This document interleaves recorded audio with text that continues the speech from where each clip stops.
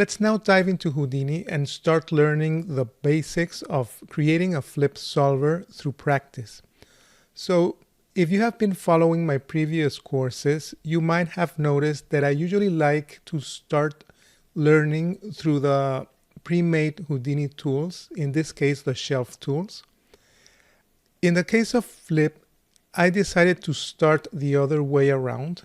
I will create my own custom-made solver and then build onto it, and finally we'll start using the shelf tools.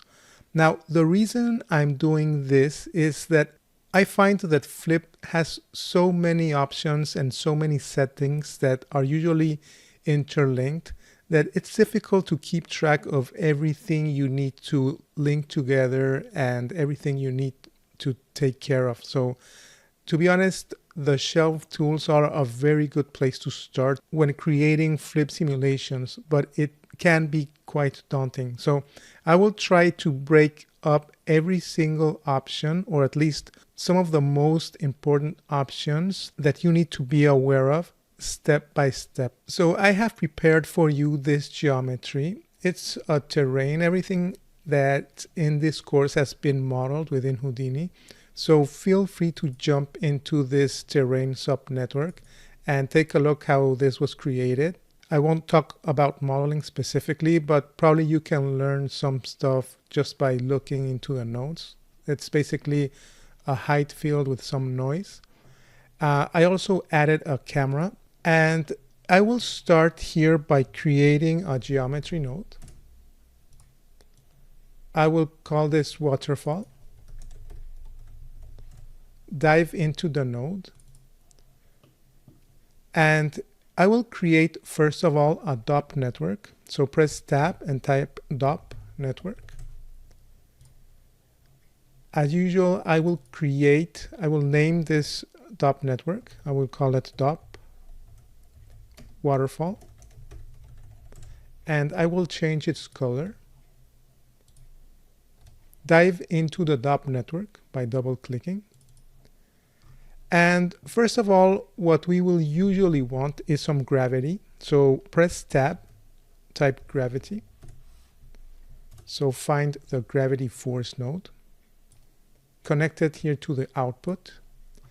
And what we will also usually want is some type of collision object. So for that, I will add a merge. So probably you want to merge 2 or 3 different collision objects or solvers.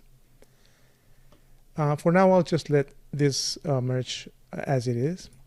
And I will create a flip solver. So type flip solver and connect the flip solver to the merge node. And finally, we will need a flip object. So press tab, type again flip object. And you will need to connect the flip object to the first input of the flip solver. So basically, this is all we need to create a very basic flip.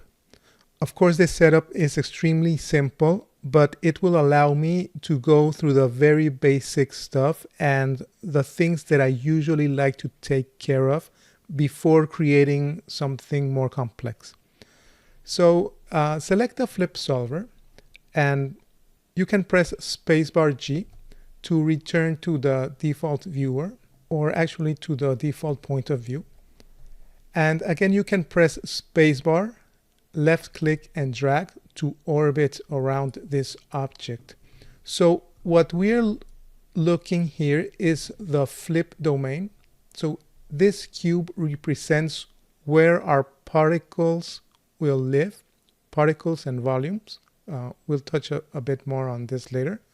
But notice how by default, as soon as we connected the flip object, we will see a few spheres here. And if you press play, you will watch these spheres fall, and they will eventually disappear. So let me do a few things. I'll go back to frame 1. I'm going to turn on the real-time toggle. And first of all, I will define the size of my domain. So back here on the flip solver settings, you will first look at the volume motion tab. So look in here. And here under the volume limits, I'll scale this just a bit. You can change the size of this domain. I'll just make it much smaller.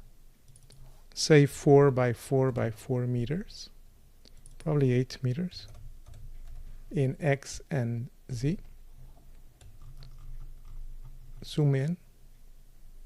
And now we have a very small domain, but it will be enough for me to show you some of the basic parameters. So of course you can change the center of the domain.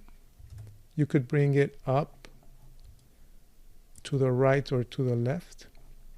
And one other very important thing, probably the second thing that I want to check, is the resolution of my flip simulation.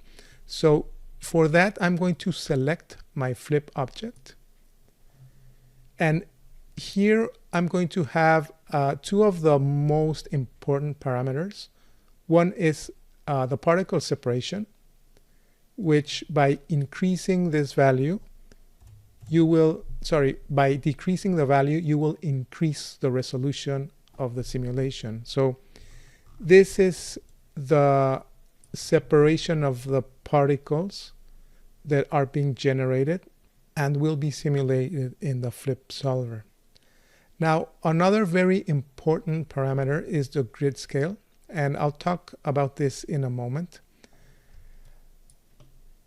Finally, before I start playing with the additional parameters, I want to show you the display type of these particles. And again, you can look that under the flip object, here under the guides tab,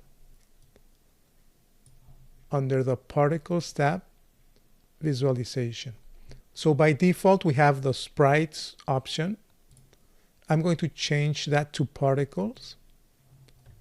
And currently we have a very high resolution. So I'll go back to my particle separation, decrease the resolution, probably, let's increase the particle separation to 0.04.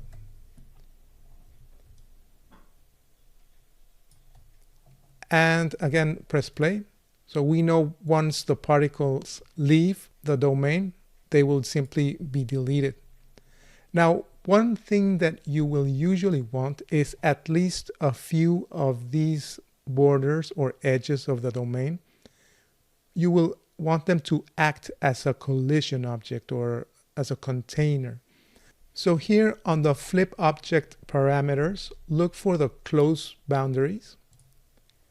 And this will ensure that the borders of the domain now act as walls. So let's press play. Let's zoom out a bit. And now you'll notice this is acting much like a tank, like probably think of them as walls. And this will impede the particles to leave the domain and be deleted. So this by itself is interesting. I mean, the flip solver with its default settings will yield very interesting results. Still looks quite geometric, but at least we have something that we can play with. Now, I'll go back to frame 1. I'll zoom out a bit, and I will increase a little bit the domain size. I'll go back to the flip solver. Remember, under the volume motion, volume limits, you will have the domain size. So I'll increase the length and width just a bit, also the height. And the next thing that we usually want to take a look at is where am I sourcing the particles from? So we talked about on the earlier chapter that you will usually need particles and a surface object. At the very least, you will need a few particles to be sourced into the domain. And by default, with this default settings, you will notice if you select your flip object node under the initial data tab, you will have this default object. So this cube of particles is this default object that we're fetching from this sub path. Now, most of the time you won't want this default object. You will want to source your own particles. And in most of the cases, you will use either a sub object or a Notion source. In this particular exercise, we're going to work with a sub object to source into our flip domain.